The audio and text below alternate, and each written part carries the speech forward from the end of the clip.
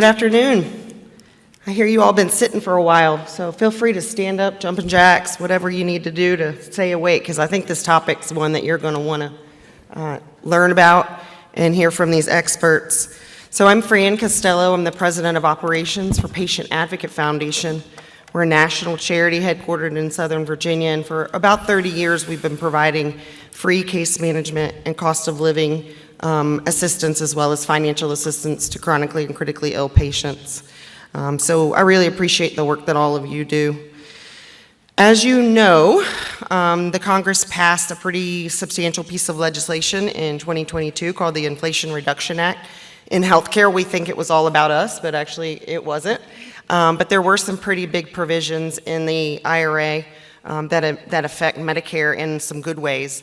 And when I was writing my remarks, I said, I think this is the first time in 24 years of advocacy that I get to give good news about Medicare. So really excited about that today. As you know, in 2025, one of the major changes that's coming as a result of the IRA is a reduction in the out-of-pocket spending on pharmacy products under the Part D benefit for beneficiaries to $2,000. That's really revolutionary. Chuck's going to give you lots more detail on that. And then also a new payment plan. It's called the Medicare Prescription Payment Plan, which is just an option that people can take advantage of to pay for their drugs over time.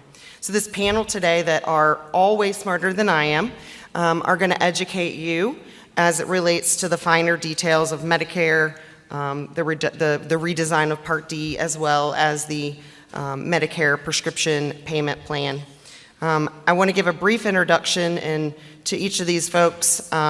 Alan Klein joins us. I'm not in order here, I'm sorry. He's the Chief Development Officer of the Healthwell Foundation. He's been with Healthwell since 2015, and he's primarily responsible for fundraising. I'm going to just break it down, and makes all of those grants possible along with his team. There's a lot of other really cool things about him that you can read in your program. Mr. Fred Larby, he's the Chief Operations Officer at Healthwell Foundation. He's the one that makes the place run. Is that right, Fred? You got it. Yeah, he's day-to-day operations, so he makes sure that the patients applying for help and the providers and pharmacies and advocates like you that are trying to get their patients help get an efficient response and get the help that they need. Chuck Collins, I just had the pleasure of meeting recently. He's the President of Healthcare Stakeholder Solutions. It was founded in 2012, and it is a managed markets consultancy focusing on healthcare delivery disparities. He has over 34 years of experience in the pharma and healthcare delivery industry, so he's just a wealth of knowledge. And I think our last panelist needs no introduction. She is our unsung hero of the week, or at least one of two, and certainly one of our co-fearless leaders, Melissa Page. She's the CEO of Health. Yeah, let's stop for a minute. Let's cheer. That's all right, Melissa. Good job. So she is the CEO of the Healthcare Advocate Summit and President of the National Association of Medication Access and Patient Advocacy. And I think not only is she an expert in patient advocacy and patient access, I think just her heart is such in the right place. And I really appreciate and value her bringing all of us together, both this panel and this audience. So Melissa, thank you for that. Without further ado, I have asked each of these panelists to kick us off before we do share some slides. We'll keep them brief. And share with you the one thing that they each hope that you learn today. And so we really do want to make this interactive. We will have a Q&A period at the end. And I look forward to taking your questions and answering your questions. Melissa? So from my end, I think from this, what I hope you take away is there's been a lot of discussion about the Inflation Reduction Act, how it came about, who's paying for what. But the piece that I hope that we get across is how can you help your patients, right? We're the ones in front of the patient. This is coming down the line. We know as healthcare workers, we usually don't prepare too much. We wait till it hits us in the face and we just figure it out. So I hope that from this we take away just a few pieces of information to start that conversation, or where you can go for additional help on what is the IRA, this buzzword that's been going on for a while. Thank you. And mine, I'm hoping that the 1C that was talked about this morning, collaboration, hopefully we can figure out how we can collaborate together and making sure that whatever the impact is on patients, we can work together to make sure that it's a positive impact. That's what my takeaway will be. Man, that's good. My hope is that basically people understand that, yes, this is going to be very helpful for Part D patients, for sure. Part B is going to be completely unaffected and may not actually get any better at all. And also, I think it's important to know that it may not be obvious whether or not to advise the patients that you're talking to, whether or not to advise them that they should get smoothing and the smoothing option in the MPPP or not. And Chuck's going to do a great job explaining whether or not that might apply to certain patients in certain circumstances. Yeah, I guess to round out the panel, my hope for everybody here, and I think this is my first healthcare advocate summit meeting, and I love it. The energy here is amazing, and it's really the boots on the ground. You guys are on the front line, which I love, and I want to learn more about this as we go through. But I think for me, and I'm going to steal a little bit from Fred. I mean, he said the one C. I'm going to take the other C, and I can talk about the other one. But communication. And we're going to show you a lot of information today, and it is information, and there's all upside, right, when we talk about the Medicare beneficiary. But it's the communication part, as we talk about what this new benefit design looks like and how it's going to impact the Medicare beneficiary. But more importantly, when we get into the payment option, there's a lot going on, right? There's a lot going on, and there's a lot that needs to be communicated. And what you're going to find out, there's going to be more questions than there are answers, and that's just where we happen to be right now. Thank you, Chuck.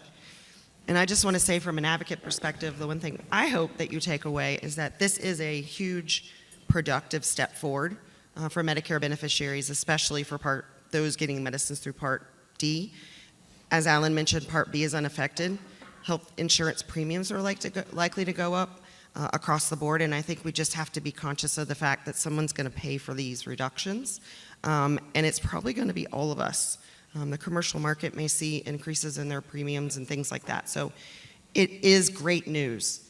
And I guess I'm here to give a little dose of reality that, you know, it's the best news for people currently paying more than $2,000 out of their pocket, which are a lot of the folks that we help and that you help. So I'm really excited for you to learn more today. And without further ado, I'm going to ask Chuck to join us at the podium and give us the education. I'll do that. Is the slide advancer? It's right there. Perfect. See, I got to walk across the stage, which I love doing. No. All right. Let's get started. So the first part is really to take a moment just to ground everybody if you are or are not familiar with the insurance coverage of Medicare in general. And I'm going to use the number 4, so you can see the number 4 come up a lot. There are 4 parts of Medicare, all right? We have Part A, which I want you to think about as just hospital insurance. Part B, as in boy, that's really going to be medical insurance, offices, seeing your doctor in the office, and if those HCP or doctor-administered drugs like infusions, injections, that's covered under Part B, as in boy. We'll talk about Part C in a second. Part D, and that's really where our focus is going to be on today. Part D is for that self-administered drug. This is completely a voluntary benefit. So if you have original Part A and B, right, you got your hospital and your office provider clinic, piece taken care of. If you need self-administered drugs, then you're probably going to sign up for Part D, which is for self-administered, which now leads us to Part C, which is called Medicare Advantage. And under Medicare Advantage, guess what it does? It takes A and B and wraps up D and picks C. That's basically the best way to look at it. So when you look at Medicare Advantage, it's one umbrella that takes original Part A and B, and then you add D in most cases. Plus, they also have vision, dental, things like that are covered there. So Medicare Advantage. The key piece to take away from the slide, though, is when we talk about Medicare Part D as in dog, or David, is that it's a PDP, a prescription drug plan. On the Medicare Advantage side, it's the same Part D, but it's called a Medicare Advantage prescription drug. So it'll say MAPD, and you'll see that on the slide. So you got PDP and MAPD. They're all what we're going to be talking about today. What I'm going to be showing you in the benefit design is what's called the standard benefit, which is the PDP side. Because again, the Medicare Advantage gets to do some other things with the benefit should they want to do so. With that said, buckle up and let's have some fun. All right, so here is 2024, the benefit design. Again, the number is 4. There are 4 phases inside the Part D benefit design. You have an initial deductible phase, you have an initial coverage phase, you have what's called the coverage gap phase, which many people have known over the years as the donut hole. Doesn't exist anymore. In 2020, the donut hole went away, but the phase didn't, so it's still called the coverage gap phase. And then you have the catastrophic coverage phase. Keep this in mind. In the IRA, this was a transitional piece. There was going from 23 to 24, 24 to 25. We don't have to show 23 because there's only one change that happened in 24. And that is there's no longer a catastrophic phase, as you look at the slide, for the beneficiary. There's still a catastrophic coverage phase, it's just the beneficiary doesn't have to worry about it anymore. And if you can look at just the beneficiary line, you'll see that they pay 100% of the deductible, like we all do with our deductible. We pay 100% of the cost of the drug. And then you go to initial coverage, it's 25% coverage. And then you get into catastrophic, which there is none in 2024. And we'll see that impact in a second. Now, again, I'm going to use the number 4 yet again, is there are 4 stakeholders that actually fund this entire benefit. There's the Medicare beneficiary, there are plan sponsors or health plans, there's pharmaceutical manufacturers, and lo and behold, the last one is the federal government. Why that's important to know these 4 people that fund this, it will continue to do so as we change the benefit design. It's just the amount that they're going to be contributing changes. The other big piece to take away from the changes in the impact of the Inflation Reduction Act is that the sole intent, as far as healthcare is concerned, because there are other parts of the Inflation Reduction Act that have nothing to do with healthcare, but as far as healthcare is concerned, the federal government wanted to accomplish 2 things. They wanted to reduce their overall healthcare expenditures as the federal government, at the same time reduce the out-of-pocket expense for Medicare beneficiaries. And that's exactly what you're going to see as we talk about this benefit design. So notice in the catastrophic coverage that the government is paying 80%. That's going to be key as we move forward, is what I just said about reducing their healthcare liability. So let's fast forward now to 2025, which is going to happen exactly 4 months from now. So we have our 4 phases, so it appears. But if you look at the 3rd phase, what was called the coverage gap phase, it's not there anymore. So as we go into 2025, the coverage gap phase has now been eliminated completely, and it's going to be, the liability is going to shift. So in this case, when you look at the beneficiary, they still have 100% of their initial deductible. And the caveat here is if the plan has a deductible. Not all PDP or MAPD plans, as a benefit design, they actually have a deductible. Some do, some don't. If they do, we'll talk about what the dollar amount is in a minute. But if they don't have one, you go right into the initial coverage phase. Once you pay your 25% of the cost of the drug in the initial coverage phase, up to that $2,000, that was mentioned earlier, we're going to talk about that cap, then you're done as a beneficiary. So there's only 2 phases for the Medicare beneficiary, if they have a deductible and then the initial coverage phase. After that, you can see the percentages have changed. So when we look at catastrophic, notice the difference with the federal government. What's the percentage? Oh, by the way, this is participatory. What is the percentage that's sitting there that they now have to pay? 20. What was the number I just showed you in 2024? 80. 80, 20. That's a big differential, right? Somebody else is making that up, and that's going to be the health plan, and it's also going to be the pharmaceutical manufacturer. So there's a lot of changes and dynamics that are taking place here. But for the beneficiary, they're done. And that's the key piece to take away. So this is the government reducing their healthcare expenditures. They're now going to 20% should somebody get into catastrophic phase. Which now brings us to, okay, what's the so what? What are the numbers behind all this?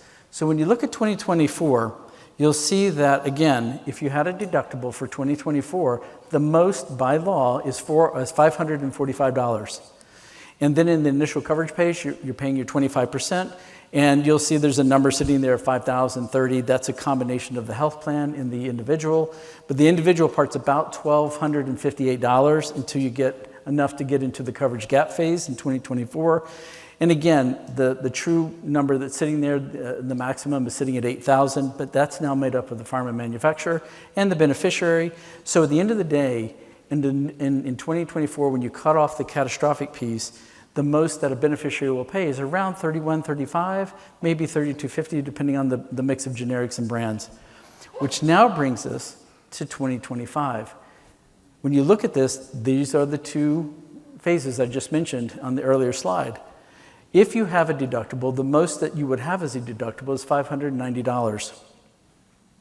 Then you go into your 25%, which you're only playing with $1,410. The differential of $2,000 minus $590 is $1,410 until you hit $2,000. The moment you hit $2,000 as a Medicare beneficiary, whatever your drug is, whether it's 1 drug, 3 drugs, 5 drugs, 7 drugs, it doesn't matter. The number is 2,000. As soon as you hit that number, you're done. Now, as it was pointed out a little bit earlier, not everybody's going to hit that $2,000 number, but for those that have specialty drugs, have a rare disease, and have rare disease drugs, you're going to hit that $2,000. So this is a huge upside for the Medicare beneficiary. And as you can see, as soon as it hits $2,000, they're done, and that's where we're at. So, as we play this out, we have an example of Jill. Jill is on a drug that's $13,000 a month. And we heard earlier today in one of the sessions in the Cancer Moonshot session, somebody was playing with a drug at $450,000 for the year. So 13,000 times 12 is a $156,000 drug, right? So in 2023, with that catastrophic phase, that 5% that they have to pay in catastrophic, they would be paying $10,126. So you're going to see the impact of the IRA right here. So in 2023, that drug would cost $10,126 for that Medicare beneficiary. Now we're in 2024, there's no catastrophic. It's dropped down to $3,135. And now we're about 4 months away to go into 2025. The most they'll ever pay is $2,000. So this slide's the payoff slide. This is the so what. This is what happens for the Medicare beneficiary. So keeping that in mind, the last 2 slides I want to talk about. Putting the benefit design to the side for a second, now we have something new to talk about. There's a new payment option. It's called the Medicare Prescription Payment Plan, or MPPP. Some people call it MP3, some people call it M3P. Neither one of those are correct. Nothing has ever been, this hasn't been given nobody wants to say MPPP, right? But that's where we're at. So, as you heard earlier, somebody said we're going to talk about, Alan, I think you mentioned smoothing, right? So it was originally called smoothing, and then CMS, as they put out the guidance, they're like, well, it used to be called smoothing. We're not going to call it smoothing anymore. It's now called the Medicare Prescription Payment Plan, because you have to name everything, right? So that's where we're at. But what are the key features? All right, there's 6 key features I want to tell you about, so that you just learn and be ready to communicate these key pieces. The first one is it spreads the out-of-pocket drug costs over the period of the year. If you start in January, it's going to be a lower monthly cost. If you start in September, it's going to be not so low, but it'll be lower if you didn't, right? Or if you start in May. So it depends on when you start or when you enroll in this program, which is really the second bullet point. And that is, this is completely voluntary. The Medicare beneficiary doesn't have to do this. And as it was mentioned earlier, it may not be beneficial for them to do this, but it is completely voluntary. They have to opt into this program, which now brings me to when they can opt in. Well, guess what? October 15th is just a month away. And that's open enrollment season. So the beginning of open enrollment season, October 15th, you can actually enroll in this program before it even starts, January 1st. So there are a lot of companies that I know that are working with their patient services, and they're getting people that are currently Medicare beneficiaries that they know will benefit from this, so they don't have a discontinuation of their service or any disruption. They're trying to get them to go ahead and enroll for it because they know they'll have lower monthly cost. So the key thing is you can enroll any time in the year, basically. It's your decision. You could be at the pharmacy, which we're going to talk about in a minute, and go, that's really expensive, I don't have that. The pharmacist is on the hook to actually tell you about the program as well as your health plan. And then you can go home, go to the portal, sign up, and come back the next day, and you're now part of the smoothing program. Which brings me to the 4th bullet point, which is down there in orange, and that is, here are the nuances that are going to be very different from a behavioral perspective. And that is the enrollee, when they go to the pharmacy, CVS, Walgreens, or Rite Aid, it doesn't matter, or a specialty pharmacy, they're going to pay $0. They are not going to have to pull out their wallet, their credit card, do anything. There's no copay, there's no coinsurance, there's 0. They just pick up their drug. And the screen will tell them that. The pharmacist screen will tell them that they're part of MPPP, and they will get the drug for free. Not free, sorry, 0. 0, 0, 0, 0. But what will happen, see, I was just seeing if you were paying attention. So the 5th bullet point is what's going to happen. They're going to get a bill from their health plan the month later. So if you, in January, get your prescription, we'll just stay with one drug, get your drug in January 5th, you get your prescription, right? You paid $0 at point of sale or point of service. In February, you're going to get a bill for that prescription. Now, what's important about that is that bill is going to have what's called, which is the 6th point, it's going to have what's called a maximum monthly cap. So it cannot exceed what's this maximum monthly cap. And what makes that up? They're mandated statutory formulas. There's 2 of them that are used to create what that calculation is. So nobody knows what that is until it's actually happening, and nobody knows until they see the drug and the prescription go through. So you're going to have a population going, well, how much is my monthly cost going to be if I smooth this? Well, they have to call the health plan to find that out. That's how that's going to work at the moment. So this is just the last slide that I have about smoothing. See how we took MPPP out? So back to smoothing. And just 2 examples. What you're going to see most often and most common, this is on a $500 a month drug, is that if you take $2,000, you divide it by 12, you'll get $166.67. By and large, this is what it will look like.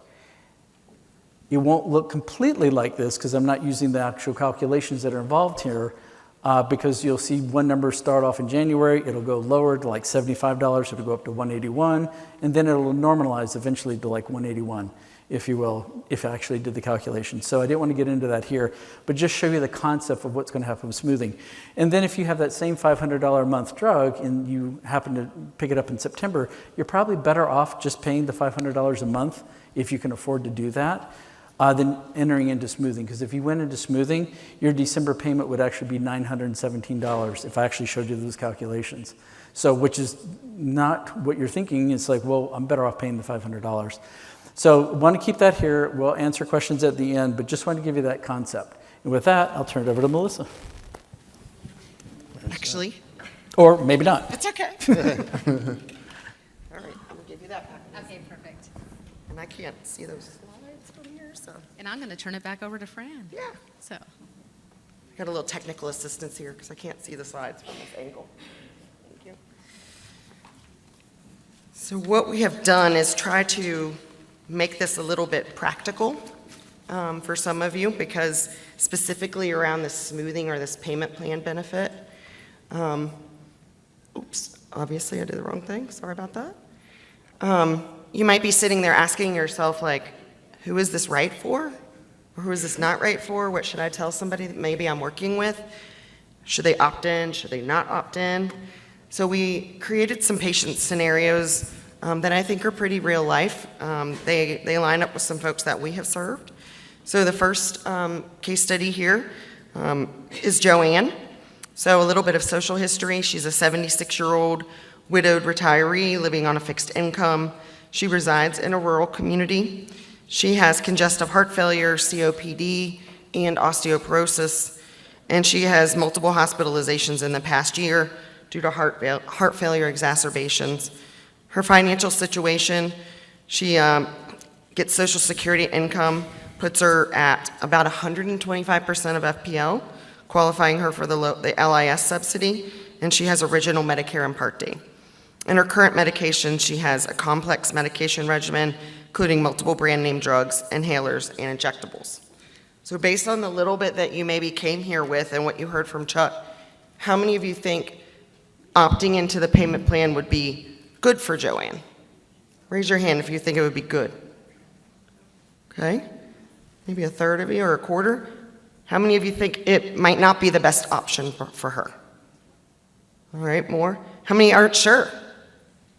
That's why you're here. Did that advance? It did. So, probably not. And I want to tell you the reason why. So those of you that said, no, I don't think so, you were correct. So Joanne is in the low income subsidy. Her prescription costs remain low because of that. And the new Medicare prescription payment plan would likely not benefit her because she already is paying such a low amount. So that's kind of like a rule of thumb that I would give as advice, is if they're in the low income subsidy, they're at that like 150 and down, probably smoothing's not really necessary. It's something else for them to keep up with. They're gonna get a bill for a few dollars, from their health plan. That's just gonna be another check they've gotta write out or an EFT they've gotta pay. It's easier probably for them to just pay those few dollars at the pharmacy. So that's one particular patient scenario you might run into. Let's talk about a couple more. Sorry, I can't see when it advances, so keep me honest. All right, so this is Tomas. He's a 47-year-old former high school teacher. He's married and he lives in a city with his husband and their 2 dogs. He has hemophilia, Crohn's disease, and high cholesterol. He has not had any recent hospitalizations or major surgeries. He receives Social Security disability benefits due to a rare disease. Combined with his husband's income, their FPL is about 375% of the federal poverty guideline. He receives Medicare benefits through an Advantage plan. Since he takes some expensive medication, he also utilizes a charitable copay assistance organization currently to help him manage those costs.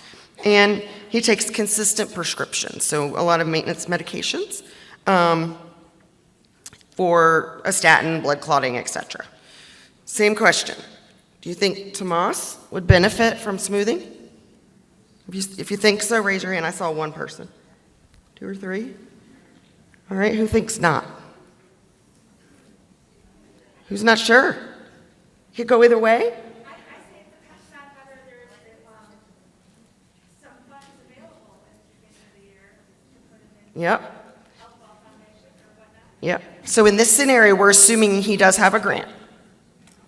So you're not looking for one, he actually has one. Okay, let's see. All right. And again, there's no right or wrong, guys. This is not a black and white situation. It's really, it is something that needs to be thought through. So we would say maybe not. And I represent PAF, which has the Copay Relief Foundation. Obviously, we've got a couple of folks on this panel from Healthwell. So we know the value, and you do too, of charitable copay assistance and the ease with which that funding, when they have it, can be used at a pharmacy or an SP to pay for a Medicare Part D expense. So when thinking about the Medicare Prescription Payment Plan, you know, he's going to lose the ability potentially, and Chuck's done some research that maybe pharmacies may be able to still run our cards first before they send it off to the health plan, but there's some uncertainty as to how this will play out in reality. So based on that, we would say at this point, till we all learn a little more about the mechanics of how it will work, might be better for Tomas to just stick with the card. If the grant runs out, he can opt in at any time during the year. So there's it's not a one and done. You don't have to just do it at open enrollment. Quickly, I'll do the last one. This is Martin. Martin's a 75-year-old retired engineer, lives with his wife. He's got an FPL of about 600%. He receives Medicare through original Medicare and Part D plan, and he has a Medigap policy. He's got prostate cancer and hypertension, and he's completed his surgery and his radiation, but it looks like he may have a recurrence. He requires hormone therapy, pain medication, and an antihypertensive, and he may indeed have more therapy in his future. Do you think he should opt in? Yes. Who can tell me why that would be a good decision? He's not going to qualify for your programs, so he's going to come out cheaper if he opts in. She gets an A. It's not cheaper, it's just how you pay for it. Yes. So you're exactly right. So the income level is going to drive some of your decision making, and I think that's what we were trying to impart with you today, and the fact that this is complicated. And it's not a one-size-fits-all for each person. So everybody you work with, you need to kind of take yourself through these kinds of decision-making points. What's their income status, kind of what is their life circumstance, their medical circumstance now and in the future? Can they get support from a manufacturer? Can they get support from one of us? And what does all that look like when you shake it up and dump it out? And then make a decision. And that's, you know, one of the things we hope that you learned today. All right, so we're going to leave those plan resources up. I have a few questions for our panelists, and then we're going to turn it over to you all to ask us some questions. I'll stay up here because I think it's easier. So Fred, I have one for you. Fred is the guy that makes Healthwell tick and makes sure that all the grants get paid. Are you already getting calls from patients or providers or pharmacies about the IRA provisions or the MPPP? Hate that acronym. And specifically, what are you doing to prepare for that come 2025? Thankfully, we're not getting calls yet. I think the calls will start coming in once open enrollment starts and people have to make decisions about whether to opt in to smoothing or not. So we're not getting calls, but we know that we're going to get those calls. And one of the examples you gave there, when somebody has a grant with HealthWall and they also opt in to smoothing, that will complicate things for us and for the patient. And I will explain it in two ways. The first situation will be patients are used to picking up their prescription, and because they have a grant with us, they don't have to pay anything out of pocket, right? So they go home, and that's the end of the story. But in this situation, if they are opted into smoothing, same thing is going to happen. They're going to go home with not having to pay, but next month, the following month, they're going to get a bill. And so when they get the bill, I expect some of the patients to call us and say, what happened? I got a grant here. Why am I getting the bill?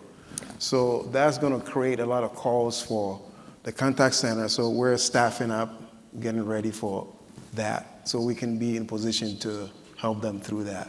We actually have Chuck coming over in December to do a little in-service for the team there, so they will be prepared to answer those questions. The other complicating factor will be if you're smoothing and you get a bill and you understand that, okay, I have a grant with HealthWall, so I can submit a claim. So for example, $600 is what you have to pay, and you're smoothing. So let's say they divide it over a 10-month period, so we're looking at $60 a month. What the patient is going to do is submit a $60 claim each month, and then my team will have to process 10 $60 claims, Right. which is more expensive.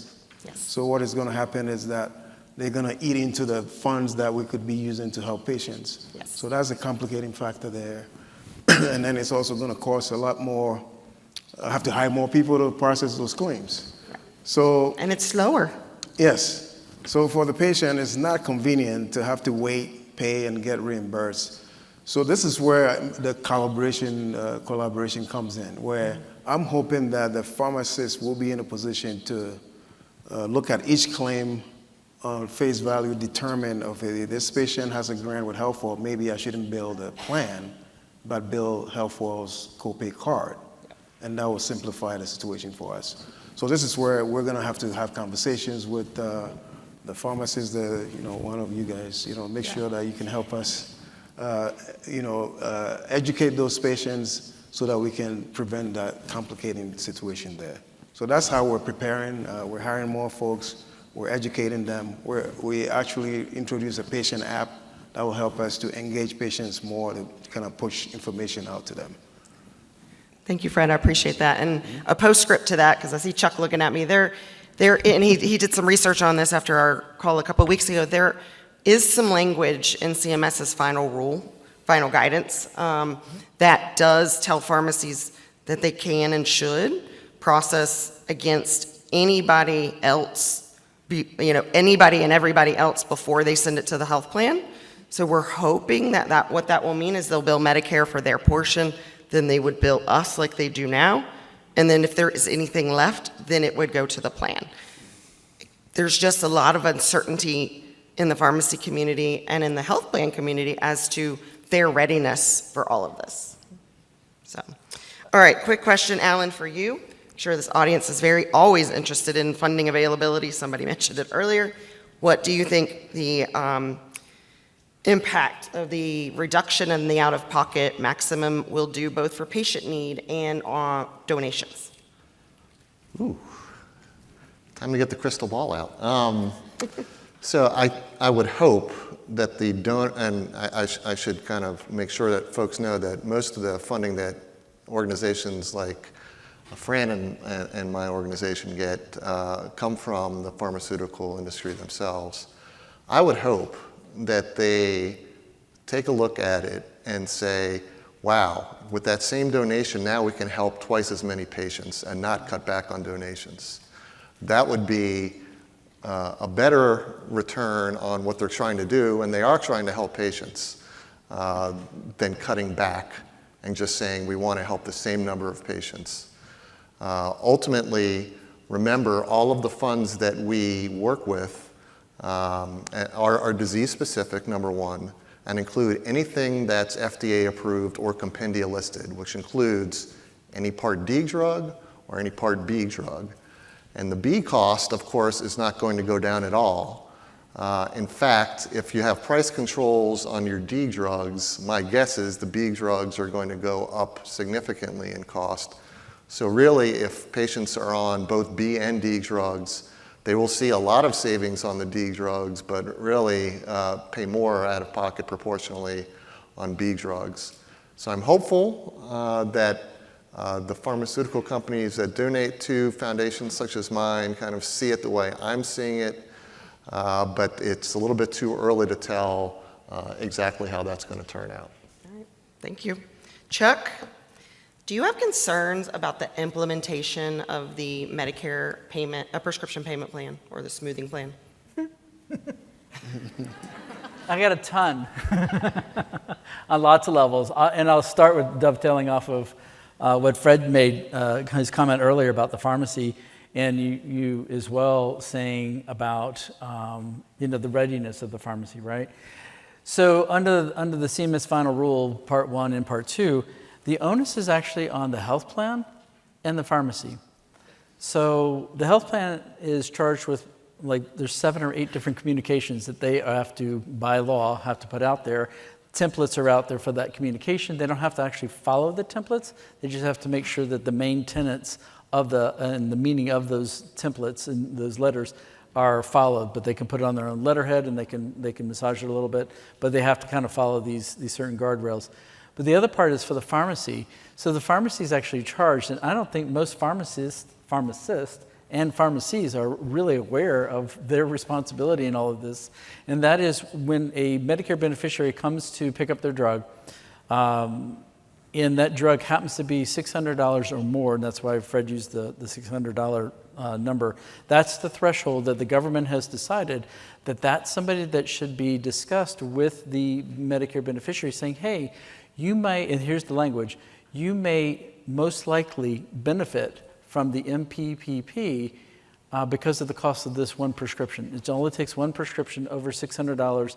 That's the flag, if you will, for a pharmacist and a health plan. And the health plan can go through their data now, identify these folks that are on drugs that cost that much or more, and send out going, you may likely benefit from this program. You may want to consider it. Again, it's completely voluntary, and you can enroll anytime. You can also disenroll anytime you want. However, if you haven't paid your bills, you still owe that, even though you disenroll. But I think some of the operational pieces around that, and I really want to hang on to the operationalization of all of this, and that's really the key part, is there's a lot of moving parts, and there's a lot of communication. As we introduced ourselves earlier, I talked about communication, because there's a lot of pieces to this, and there's going to be a lot of questions, because if you think about the behavioral changes we're doing, you're going to the pharmacy and you're not paying anything at the point of sale. You're going to be given a drug, okay? And then you're going to get a bill for the very first time from your Medicare Part D plan. You're going to get a bill, an invoice. You know how they always send, and there was a joke earlier about EOB, right? It's an EOB, it's not an invoice, Well, this is an invoice, all right? It's a bill. So that has to be paid, and it has to be paid in a timely manner, or you hope it's paid, which brings up the second point. All of a sudden, health plans are not just going to be health plans anymore. So if we track what we were saying earlier about it's $0 at the point of sale, the pharmacist is going to bill the health plan. So the health plan has to pay for the drug. The pharmacy's already purchased the drug, right? So they're going to pay the full value of the drug. And then they're going to spread out the payments for the Medicare beneficiary. So in essence, your health plan is now becoming a bank, right? They're giving out a loan, if you will, to the Medicare beneficiary, because they're now, instead of paying $600 for the drug, they're going to pay $60. They're going to pay $60 for the next 10 months. So they're now kind of like a bank. And then if you don't actually pay your bill, they now become a collection agency. So there's all these new roles that are being taken place here. So things to kind of think about as we do all this. And at the moment, we just don't know how many people are actually going to voluntarily sign up for this. But anybody that has costs that are over $2,000 now, they will definitely benefit by, and to your point as well, it's not reducing the cost, it's just reducing the monthly amount. So they still owe the $2,000. It's just that it's now reduced on a monthly basis. Thank you, Chuck. And for those of you thinking, health plans statutorily cannot send you to collections They cannot. for these bills, and they cannot charge you an interest or a fee for Correct. owing them money. So just in case that was in your mind. Melissa, last question for you before we open it up. What do you feel the advocates here today need to make sure patients know about these changes, so the benefit design change as well as the smoothing provision? Yeah, and I'm actually going to dovetail on like processes and pharmacies having to pick up another conversation. We barely have time to even ask copay assistance or to enroll in a foundation. So now if we're having language to ask, you most likely would benefit, it should really be, and I wrote a couple of things, but, which of their medications are Part D and will be out-of-pocket price controlled versus which are not and may likely become more expensive. I don't know that. Right. Let alone with the adjudication on the back end, we just keep it the same on the back and we just run the script. So to take that time now to be able to go in, switch payments, looking at every claim on there, that's going to be hard. And also it's not a one-size-fits-all solution. And so some of the questions that I had down, right, it's going to be profound, and these changes will be confused, the patient will be confused, but, I would say to follow up that question, Chuck, is asking the questions as, do you have a foundation grant? Or would you rather pay for these bills every month? Or when during the year are they going to be doing that? And the first thing when I saw when the IRA was coming out and all these things, I had the questions on the smoothing part. I only want to touch that patient once and take care of them, but now you're putting, burden on more costs to your like group and call center. But you're Yep. putting more burden on that healthcare worker who's trying to tie up that case so they know that their patient is taken care of. Now I've got to work with that patient every single month, or my questions have been like, okay, now I need to make sure that whoever told them at the pharmacy to enroll in smoothing, we need to unenroll them. What's the turnaround on that? How do I get the claim into Fred so we can pay it one time? Like all these things on the back end that it's already confusing to know which form and which assistance that these patients need. So I think utilizing the resources, and there's a couple of them here, there's going to be a lot, and really educating your teams. We've got a lot of field reimbursement, market access, specialty pharmacies. These patients are going to be calling and asking, and they're actually going to be calling the pharmacy too, which the pharmacy is going to say, call your insurance. They're the ones who are handling this. And so I see a lot of back and forth for already patients who are hard to keep engaged and not fill their prescriptions and split their medications. So I think from this, it's just knowing that there's no black or white on this, and I think we just need to continue to keep going to these sources or resources or bringing these questions up. Bring them up to the foundations, to the pharmaceutical companies that for a particular drug that you're working with, and everybody's just trying to make it a little bit easier. Thank you. All right. I really appreciate all of you. Please stay here. We've got some questions, I think, probably coming from the audience. I see a hand over here. We have a mic runner somewhere. I'm here, but before we get started, I actually have a couple questions that came in from the app. Okay. The first one is from Lindsay Scott. Will y'all allow a reimbursement paper bill to help pay for the $2,000? Yes. Perfect. Two more, real quick. So I have another question here from Sean Newton. What happens if a patient opts in starting in January, fills their oral chemo, and then sadly dies before they have completed their payment plan? Off the wall. I They know. owe it. Well, Yeah. they're not going to be able to pay their bill. I'm sure that the health plan will probably, and it is built in there, that they will absorb costs. And so that's probably going to be something that they're going to have to absorb that cost of the drug, and the patient's not there to pay for it. Wonderful. Last question I have here is from Carrie Espinosa. How about the Part D Premium Stabilization Project? What impact will this have in 2025? Will it last into 2026? So two things with the Part D premium stabilization piece. So we talked about the premium, we talked about how this benefit design is and how we've kept everything. Inside the IRA, the law states that for the standard PDP plan that's sitting out there, that health plans cannot raise their premiums above 6% on an annual basis. Now, for your standard Medicare beneficiary Part D plan, the premium's about $48, I think, on average, or $43. So 6% on, let's say, $50 is $3.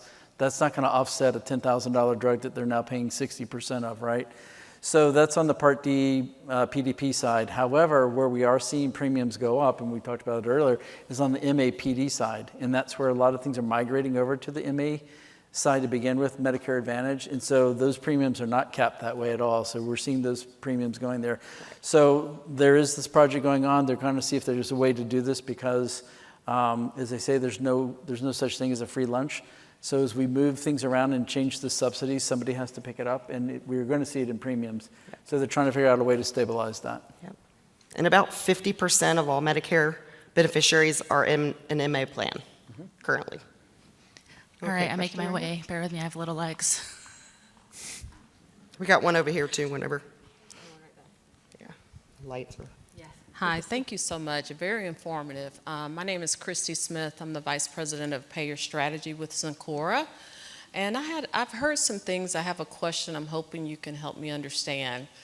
If the member does not pay their premium, their bill, their Part D bill, like when they sign up for the copay smoothing, can the plan drop them?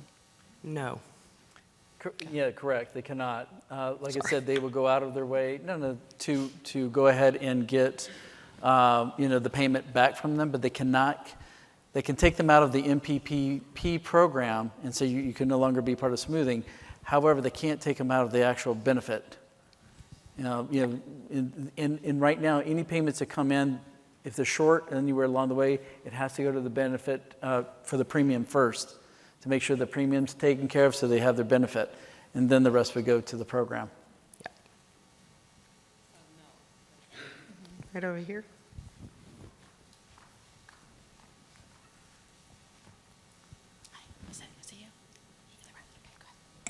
So all the commercials that we're seeing is that you're only going to pay $2,000 for your medicine is not true. So on the Part D side, it is true. For self-administered drugs, yes. What is Part B drugs? So the Part D drugs are self-administered. No, B. Oh, so on the Part B side, those are you have to go to a clinic or to your doctor's office, and they have to administer it. Infusions, centers, injunctions chemo. that you have to go in for. Oh, yeah, injections, infusions, things of that. So this is really going to be, I'm a consumer. I'm a nurse advocate, independent nurse advocate, and I do take care of complex patients. This seems ridiculous. Mm-hmm. I'm sorry to say it like that, but you're really going into the pharmacy the first time to get your drug. It's going to be free, but then you're going to get a bill. Do they know that then? Is somebody telling them that? They're going to find out October 15th. And then, you get the bill. So, again, educating the consumer about this. And who's doing that? Is anybody? I mean, we see on television, all it is $2,000 for Right. meds, period. Yes. Not period. But it isn't period. It's a lot more things that the insurance company is going to do, that in patients' assistance programs, Yep. it really raises another burden. Yeah, the majority of the onus is on the health plans, and it's dictated by the Inflation Reduction Act, and they have to communicate, and they have to have everything ready. So when that open enrollment period starts, they will get an enrollment form in the mail, and they can do it digitally as well. When they give them their card, their new card for their health plan. So there's multiple ways that they're going to be doing it, but the onus is really on the health plan to do that. And then again, when it actually kicks in, the pharmacy will now kick in as well. I mean, the pharmacy at Walgreens or CVS or any of those, they don't have time now to fill the prescriptions. Yep. And that's what Melissa was saying. There are going to be mass exodus of pharmacists leaving. I could just see, because why would anybody? They're going to have fights. Yeah, we would all agree. At the drugstores. I would say we would all agree, and then I'll hand it back over. We would all agree that there was a much simpler way of doing this. Yeah. And they took a great concept of smoothing and making your payments on a monthly basis lower. It's just how it's being done that's super complicated. And that is an optional plan. I know that was covered in Chuck's presentation, the consumer, the beneficiary, has to actually take an action to opt into the smoothing. Now, do they really understand what they're opting into? That remains to be seen. But there is at least some active step they have to take. So I just want to see, we've got probably about 5 minutes. Yep. We have two got- more questions, I yeah. see, 2 or 3, 4 or 5. And then the rest of the questions, make sure you put them in the app. Yeah. Just go ahead and shoot them all over there, and then we're going to collect them, get answers back, get them back to you. Yep. Okay, I think. I have one here. Oh, Sorry, sorry go about ahead. that. So Melissa briefly touched on this, but I was wondering if you could expand a little more, any of the panelists, on the particular drug or drugs that a patient is taking, how that could impact that decision-making process as to whether to enroll in MPPP or not, and specifically drugs that are on the negotiated price list, and as that list expands year over year, and someone who's advising patients taking that into consideration as to how that may affect that decision-making process. Do you want me to start? Yeah, go ahead. So as you all know, August 15th, if you're not aware, the government came out with a list of the 10 drugs that they picked last year, now negotiated them, the prices are out, and they are definitely reduced as we move forward. However, I think to look at this holistically would be looking at that $2,000. So as a Medicare beneficiary, if you think you're going to hit that $2,000 or above, this might be a program that you would likely benefit from, and depending on when that would happen. I think the other thing, I don't want to make sure we don't miss this other piece to this, and that is because of this new benefit design and this new payment option, there are patients that are out there, or beneficiaries that are out there that are like, I haven't gone to the doctor because I'm afraid I can't afford the medicine. Well, now there's an option where they'll be able to afford the medicine knowing that it's not going to go above $2,000. So, and then as they do diagnose people, they're like, instead of waiting, they may have, go ahead and get the therapy that they truly do need. And what we also see is we think there's going to be better adherence because now it's all capped at $2,000. So you're going to see people that might actually increase in specialty drugs and rare diseases because they now know it's capped. I want to add that this is so new that I'm almost reticent to advise anybody in this audience to try and explain the MPPP to patients who don't even know the difference between Part D and Part B, nor should they, because that's getting in the weeds. Really, what you're trying to do is say anything that you pick up at the pharmacy, for example, not at the doctor's office, is going to be capped annually at $2,000. That's the benefit you're going to get from this new law. Everything else will be unchanged. I'm almost to the point where I don't want to explain the whole smoothing thing to any of the patients. It's going to fall on you guys a lot of the time.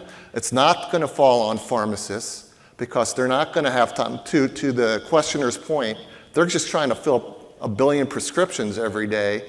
They're not going to take the time they may not even understand the law, let alone have to be the one to explain it. So this is just me on a soapbox with my own personal opinion saying, I don't even know if I want to go there. Let's just focus on the goodness of the $2,000 cap and call it a day. Okay, I think we had a couple more questions. One I here. have one over here. Oh, sorry. Hi, thank you all. This has really been very, very informative. I actually have a 2-part question. The first part is, how can a patient opt out if they initially went into the MPPP, and how quickly does that go into effect? And then the point of, I know the pharmacist had discussed, at the point of sale, so if they're in the smoothing program, and they fill a prescription, it's a high-cost drug. It costs $20,000 a month. The pharmacist has the option to bill the grant, if they have a HealthWell grant, before they send it to the insurance plan. Is that correct? I think that should be correct. I don't think it's different from what's happening today. When you're trying to submit a claim, right now today they will build a plan first in the primary position, and they have a grant with HealthWell, bill HealthWell in the secondary position. So to my mind, it shouldn't be any different. It's just that there's a third bin and PCN that has been introduced into this equation, and the pharmacist will have to decide at that time if it's beneficial to build a plan when the patient has a grant with HealthWell. And I don't think it is, but I don't know if they have the capacity or the system is set up for them to have that option. That's to be we have to learn that. And then to answer the opt-out question, so I'll answer it two different ways. First, opt-in, you go to the pharmacy and you found out you've got a $20,000 a month drug. You have to go home, go to your computer or smartphone, whatever, and go to the portal of your health plan, call the health plan if you need to, and they will sign you up. In 24 hours, it's supposed to be active. So literally on a Friday, you can go on a Saturday and go pick up your drug and be part of the MPPP. Now, opting out, you get to do the same thing. I don't know if it's mandated by 24 hours to have to take you out, but it's supposed to be in a very short period of time. Again, you can opt out anytime. You could get into this and go, I don't want a bill. I just want to take care of it. I've got a grant. I don't need to do this anymore. So maybe they got a grant afterwards and I don't need to be a part of this program. So they can opt out. And then the health plan has to send a letter that says a voluntary termination of being in the MPPP. So like I said, there's 6 or 7 pieces of communication that are going to be coming from the health plan depending on where you're at. I heard that somebody has to go home and go to a computer or tablet and sign up for something themselves. You And that's did. the phone Yeah, calls and that's what I was that I'm just getting. saying. Yeah, it's going to be confusing. Hey, go home. But go to do clarify this. that, this just came out, and so they're working on it. So in 2026, they're hoping by January 2026, you can sign up right at the pharmacy. It's not there yet. We're a good Right. year away from that, but they're trying to get it so that you can sign up right there. All right, I think we are, okay, one more. We're at time, Yeah. I was told, so any other questions, you can use the app, and I know the Thank team you. will go ahead and address them. Thank you, guys. Thank you, Yes, thank you. everyone. Thank you.